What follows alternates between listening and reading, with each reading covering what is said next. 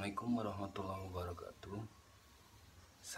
Perkenalkan, saya Bribka Ibrahim dari Bidokes Polda Sumsel ingin memberitahukan kegunaan masker kacamata bagi kesehatan kita semua. Masker ini kegunaan masker ini untuk melindungi hidung kita dan paru-paru kita terpapar dari polusi udara dan virus-virus lain, khususnya virus corona. Kacamata ini kegunaannya untuk melindungi mata kita supaya debu-debu seperti debu mobil, knalpot motor, mobil, pabrik, dan lain-lain. Kami dari Kepolisian Republik Indonesia sangat mencintai dan menyayangi masyarakat Indonesia untuk melindungi, mengayomi, dan melayani masyarakat.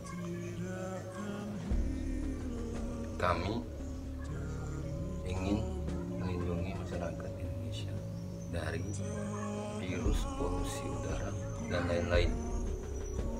Bantu kami untuk menjaga kalian, support kami dan dukung kami.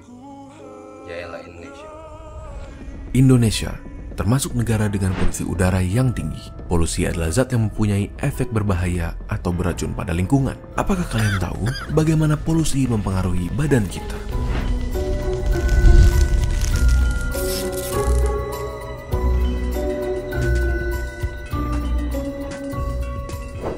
Terdapat dua cara polusi memasuki udara.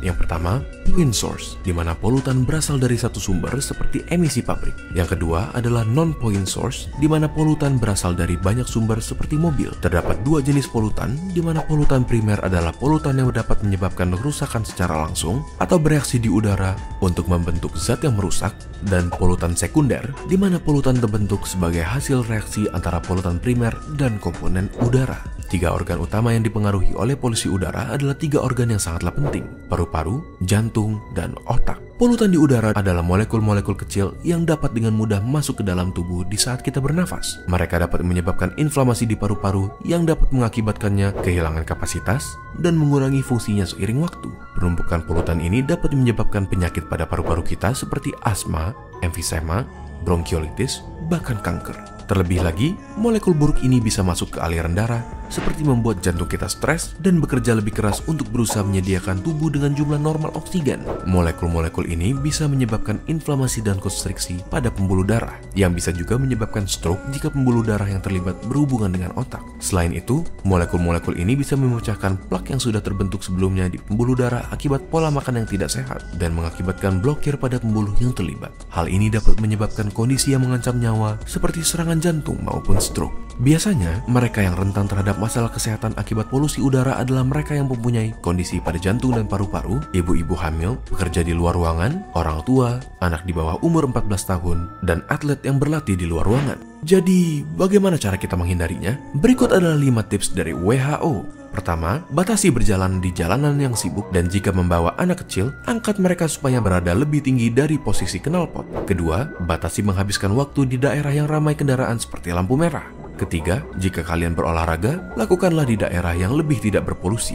Keempat, batasi penggunaan kendaraan seperti mobil di hari yang berpolusi tinggi. Dan yang terakhir, jangan membakar sampah karena asapnya dapat merusak kesehatan kita. Mari kita sama-sama melakukan peran kita dalam menjaga